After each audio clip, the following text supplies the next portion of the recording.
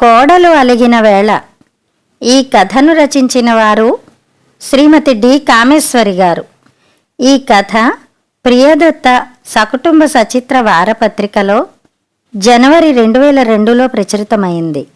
పండుగ ముందు రోజు వస్తారనుకున్న కూతురు అల్లుడు పండుగ 4-5 రోజులు ఉండగానే కూతురు ఒక్కతి రావడం ఒకంత ఆనందం కంటే ఆశ్చర్యాన్నే ఎక్కువిచ్చింది.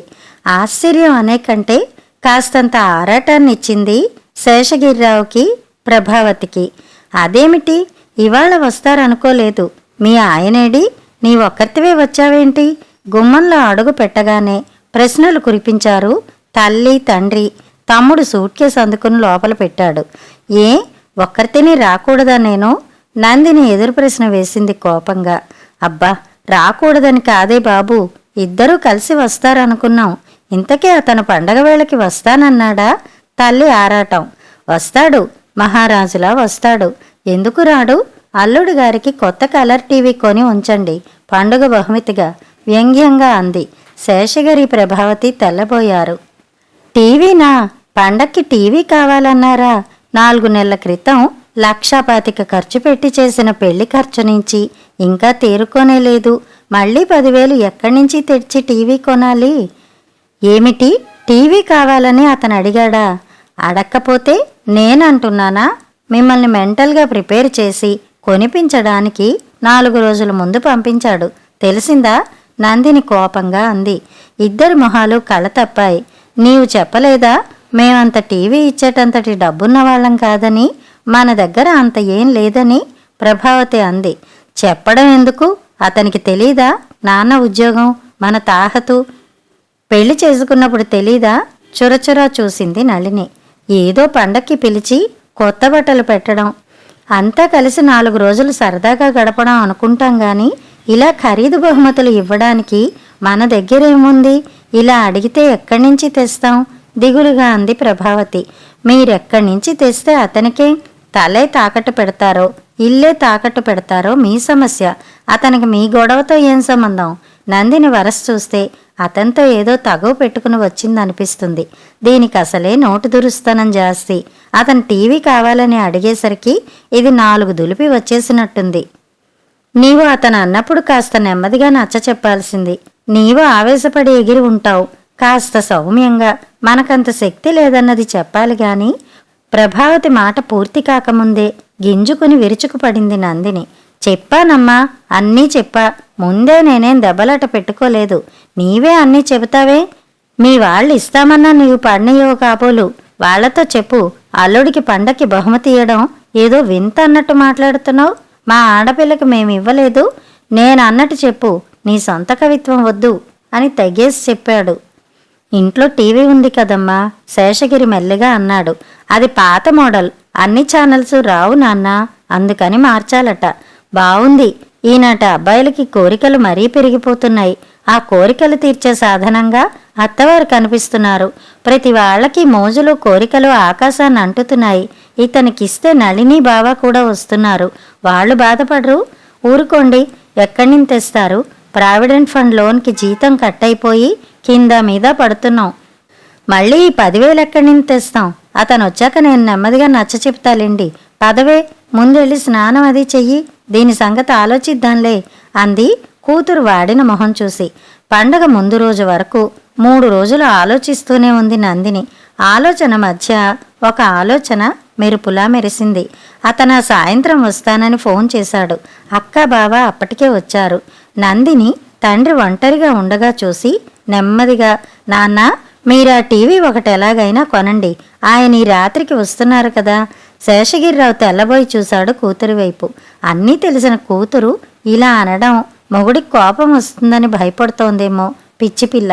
నిస్సహాయంగా చూసి, ఎలా కొననమ్మా, డబ్బేది? నాన్న, ఇన్స్టాల్మెంట్స్ మీద కొన్ని అమ్ముతున్నారు కదా, ఎలాగో అలాగా మొదటి ఇన్స్టాల్మెంట్ కట్టి టీవీ తీసుకోండి. మిగతా వాయిదాలు ప్రతి నెల నేను పంపిస్తాను. నాన్న, ఈ టీవీ కొనడం చాలా అవసరం. ఏదో నిశ్చయం ఆమె కళ్ళల్లో కనిపించింది. నీవెలా కడతావమ్మా ఇన్స్టాల్మెంట్సు? ఆశ్చర్యంగా చూశాడు శేషగిరిరావు. నాన్న, అదంతా నేను చూసుకుంటాను. నాకు స్కూల్లో టీచర్ ఉద్యోగం ఇస్తానన్నారు. మా సందు మొదట్లో ఉంది. ఇంట్లో తోచడం లేదని వెళ్ళి అడిగాను. ఊరికి వచ్చే ముందే హెడ్ మిస్ట్రెస్ కబురు పెట్టింది.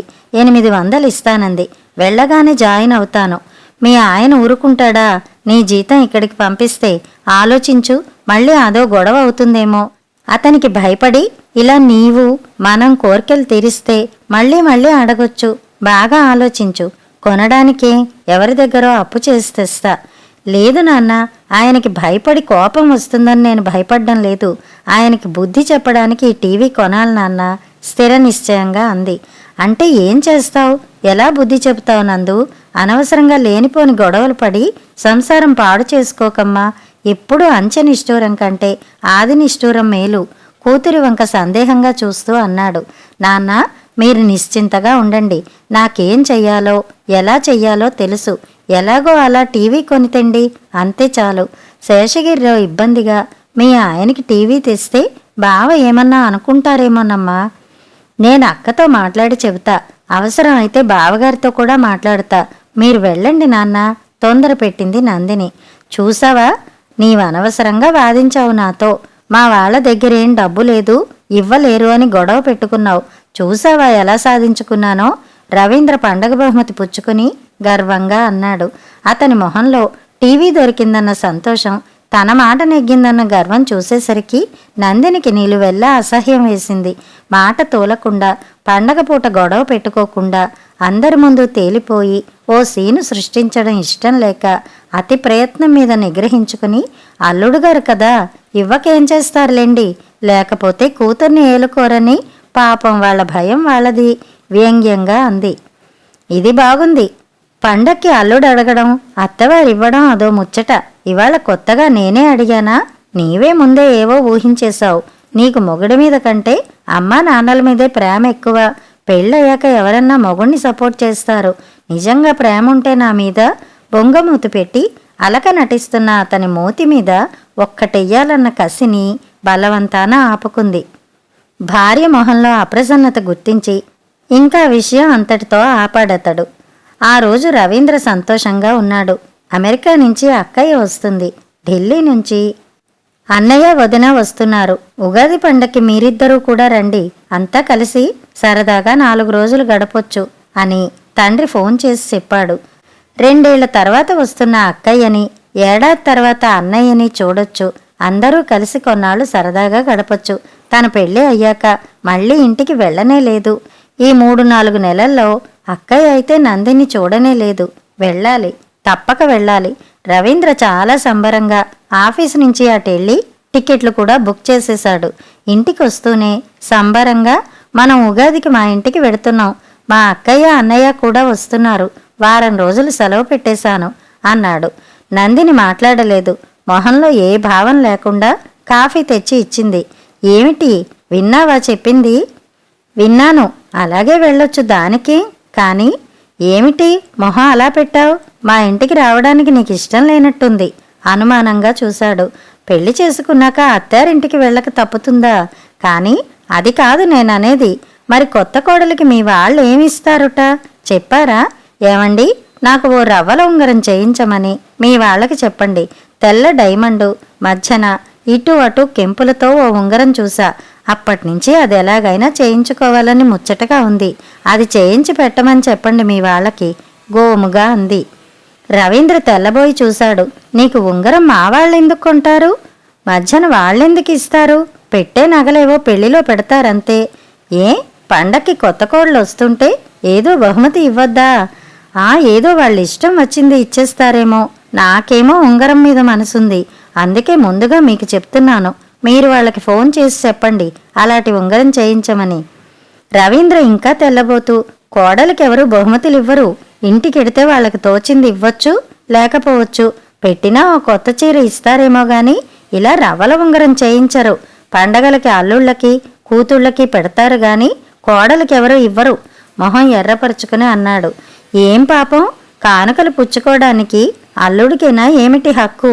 మీరు మా ఇంటికి కొత్త అల్లుడైనట్టు నేను ఆ ఇంటికి కొత్త కోడల్ని. నాకేదన్నా బహుమతి తీసుకోవాలని ఉండకూడదా? రవీంద్రకి ఏదో అర్థమైనట్లు అనిపించి, అంటే ఓహో అదా నీ ఉద్దేశం? మీ వాళ్ళని పండక్కి టీవీ అడిగానని నా మీద దెబ్బ కొట్టాలనుకుంటున్నావా? అసలు చూస్తున్నాను అప్పటినుంచి నీ ఏడుపు. అల్లుడికి ఇవ్వడం ఆచారం గాని కోడలికిచ్చే ఆచారం ఎక్కడా లేదని తెలుసుకో. చాలా తెలివిగా మాట్లాడుతున్నాను అనుకోకు. ఆచారాలకేముంది, మన ఇష్ట ప్రకారం మార్చుకోవచ్చు. ఇది వరకంటే ఆడపిల్లలకి ఆస్తులు ఇచ్చేవారు కాదు కనుక ఏదో పుట్టింటికొచ్చినప్పుడు పండగల పేరుతో అచ్చట్లు ముచ్చట్లు చేసేవారు. కొడుకులు కోడళ్ళు అంతా అక్కడే కలిసి ఉండేవారు. ఆస్తులు పంచుకునేది కొడుకులు కనుక బయట్నుంచి వచ్చే కూతుళ్ళకి అల్లుళ్ళకి కానుకలిచ్చి మర్యాదలు జరిపించేవారు. ఇప్పుడు కొడుకులు కోడళ్ళు కూడా కూతుళ్ళు అల్లుళ్ళ మాదిరే అప్పుడప్పుడు వచ్చిపోయేవారే. కూతుళ్ళకి ఆస్తులు ఇస్తున్నారు కనుక పెట్టుపోతల విషయంలో కోడలికి కూతురికి ఎందుకు తేడాలు చూపాలి? పండగలకి అల్లుడికి కూతురికి ఇచ్చినట్టే కొడుకు కోడలికి ఇవ్వాలంటాను, నందిని వాదించింది. చాలా గొప్ప లాపాయింట్ తీసావు. తెలివైన దానివిలే. ఆట్టే పిచ్చి మాటలు మాట్లాడకు. వాళ్ళంతట వాళ్ళిస్తే ఏదో తీసుకోవడం వేరు. ఇలా కోడలికి ఫలానాది కావాలని అడగడం ఎక్కడా లేదు. ఎవరన్నా వింటే నవ్విపోతారు కటువుగా అన్నాడు రవీంద్ర. నవ్వనండి, ఐ డోంట్ కేర్. మీ అల్లుళ్ళు అత్తవారిని డిమాండ్ చేయడం సబబైతే మా కోడళ్ళు అత్తవారి నుంచి బహుమతులు ఆశిస్తే తప్పేలా అవుతుంది? రవీంద్ర కోపం తన్నుకొచ్చింది. ఏం చెయ్యాలో ఏం అనాలో అర్థం కాక పళ్ళు కొరికాడు. ఇంతకీ నీ ఉద్దేశం ఏమిటి? మా ఇంటికి రానంటావా? పళ్ళు బిగించి అడిగాడు. రానన్నానా? నాకో ఉంగరం కావాలని చెప్పమన్నానంతే, నిర్లక్ష్యంగా అంది. అడగడానికి నీకు సిగ్గులేదేమో, చెప్పడానికి నాకు సిగ్గు. ఇలా అంటే నా మొహాన ఉమ్మేస్తారు. నా భార్య ఇలా అందంటే నాకే చిన్నతనం. అంత చిన్నతనం అయితే వద్దులేండి, మీరెళ్ళి రండి మీ ఇంటికి. అంటే బహుమతి ఇస్తే గాని రావా అత్తవారింటికి?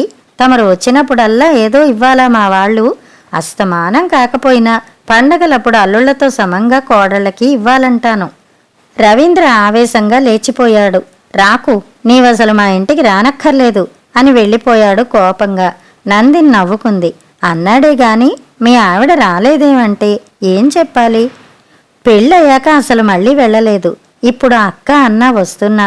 తనెళ్ళి భార్య రాలేదంటే ఏం చెప్పాలి కారణం? అసలు కారణం చెబితే తన్నే తిడతారు. ఆలోచించి ఫోన్ చేసి తనొక్కడే వస్తున్నట్టు, నందినికి కాస్త ఆరోగ్యం సరిగా లేనట్టు చెప్పాడు. ఇంకా 4 రోజులుందిగా, అప్పటికి జ్వరం తగ్గుతుందిలే. మామూలు జ్వరమేగా. అక్కయ్య నీ పెళ్ళికి కూడా రాలేదు. నందిని చూడాలని మరీ అనుకుంటోంది. తప్పకుండా ఇద్దరూ రండి అన్నాడు తండ్రి. ఇంకేం చెయ్యాలి? ఈ మొండిది పంతం మానేటట్టు లేదు. పరువు నిలవాలంటే ఇప్పుడు సరేననేసి తీసుకెళ్ళాలి. లేకపోతే అక్కడ అందరితో సర్ది చెప్పలేక చావాలి అనుకున్నాడు. ప్రయాణం అవ్వాల్సిన రోజు బయలుదేరు. నీ పంతం నెగ్గించుకున్నావులే. అమ్మతో చెప్పాను, నీ కోడలికి డైమండ్ రింగ్ ఇస్తే గాని రాదుటమ్మా అని హాస్యంగా అన్నాను. అమ్మ పాపం దానికేంరా, ఉంగరానికేగా, ఏం భాగ్యం అంది. నీ కోరిక తీరుతుందిగా, ఇంక బయలుదేరు అని అబద్ధం చెప్పేశాడు. పండుగ వచ్చింది. 2-3 ఏళ్ల తర్వాత వచ్చిన కూతురికి అల్లుడికి కానుకలు ముట్టాయి. అల్లుడికి డైమండ్ రింగు, కూతురికి ఒక జత బంగారు గాజులు, మనవరాలికి జూకాలు, పట్టు చీర, పట్టు పరికిణి, అల్లుడికి సూటు అందించారు. కోడళ్ళిద్దరికీ చీరలు పెట్టారు. చీర పుచ్చుకుని నందిని రవీంద్రకేసి ఉంగరం ఏది ఇవ్వలేదే అన్నట్టు చూసింది. రవీంద్ర చూపులు తప్పించాడు.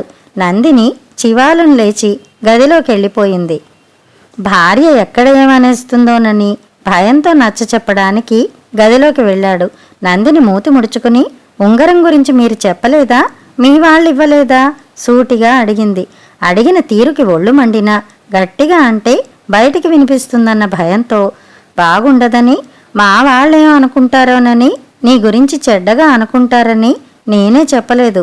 ఉంగరానికే నీ పుట్టినరోజుకి నేను కొంటానులే అన్నాడు బుజ్జగించే ధోరణిలో. మీరు చేయించాలంటే మిమ్మల్నే అడిగేదాన్ని. వాళ్లతో చెప్పానని అబద్ధం ఎందుకు చెప్పాలి? ఈ చీర తీసుకెళ్లి వాళ్ళకిచ్చేయండి. ఈపాటి బోడి చీర నేను కొనుక్కోగలను. చీర విసిరికొట్టింది.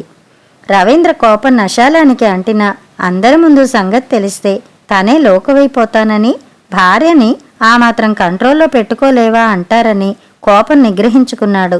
కాస్త బెదిరిస్తున్న ధోరణిలో, నందిని ప్లీజ్ ఇప్పుడేం గొడవ చేయకు, చెప్తున్నాను. ఏదైనా అన్నావో చూడు. వాళ్లతో చెప్పానని మీరెందుకు అబద్ధం చెప్పాలి? మీరు చెప్పలేకపోతే నేనే అడిగేదాన్ని. ఎప్పుడో పెళ్ళైన కూతురికి అన్నీ ఇచ్చారు.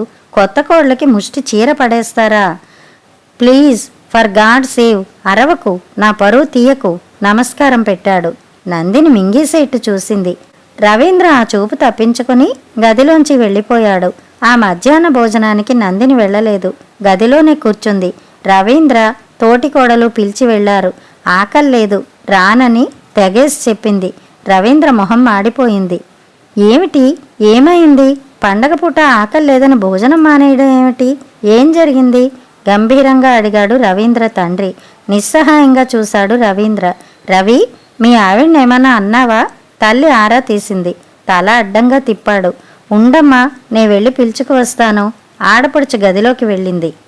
ఓ పావుగంట అయినా ఇద్దరూ గదిలోంచి ఊడిపడకపోవడంతో అన్నం వడ్డించి అన్నీ చల్లారిపోతున్నాయంటూ తోటికోళ్లు మళ్ళీ పిలవడానికి వెళ్ళింది.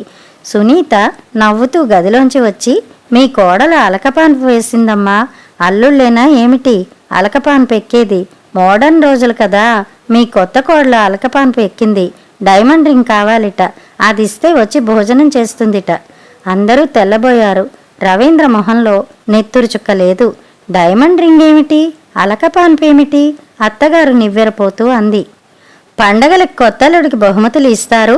నేను కొత్త కోడల్ని, మా వాళ్ళు కొత్త అల్లుడికి టీవీ ఇచ్చారు. నాకు ఉంగరం కావాలన్నాను తప్ప అల్లుళ్ళకైనా అడిగే హక్కు కోడలికి ఉండకూడదా అంటుందమ్మా నీ కోడలు. డైమండ్ రింగ్ చేయించి ఇవ్వాలి నువ్వు. రవీంద్ర నోరు పిగిల్చుకుని, మా ఆవిడికి వాళ్ళని పండక్కి టీవీ కావాలని అడిగానని కోపం, నా మీద కోపం ఇలా తీర్చుకుంది. తల వంచుకు జరిగింది చెప్పాడు. రవి, నీవు కూడా చదువుకుని మంచి ఉద్యోగంలో ఉండి ఇంకా ఇలా అత్తవారు ఇది ఇవ్వాలి అది ఇవ్వాలి అనుకోవడం ఏమిటి? పోనీ వాళ్ళు డబ్బుతో పులిసిపోయిన వారైతే అడిగినా పర్వాలేదు. వాళ్ళున్న పరిస్థితుల్లో అలా 10,000 పెట్టి ఎక్కడ కొనివ్వగలరు? అక్కగారు రవీంద్రని మెత్తగా చివాట్లు పెట్టసాగింది. అంతేకాదు వదిన, ఇటు భర్త కోరికలు, అటు తల్లిదండ్రుల ఆసక్తత మధ్య ఓ ఆడపిల్ల ఎంత నలిగిపోతుందో ఈ మగాళ్ళకేం తెలుస్తుంది?